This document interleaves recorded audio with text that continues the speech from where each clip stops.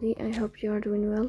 Today we'll talk about how to fix or how to solve the problem of not responding on Temu. You will click on settings.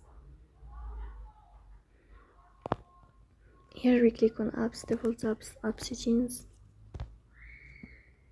In this list you will search about the application of Temu and you will click here.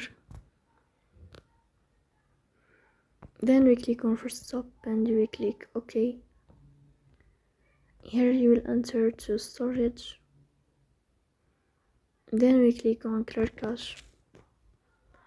Then you will turn off your Wi-Fi and you will turn on your Wi-Fi again to fix that problem.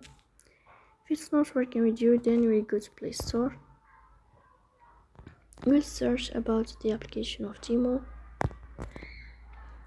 and then you will update your app to fix that problem. So please don't forget to support us.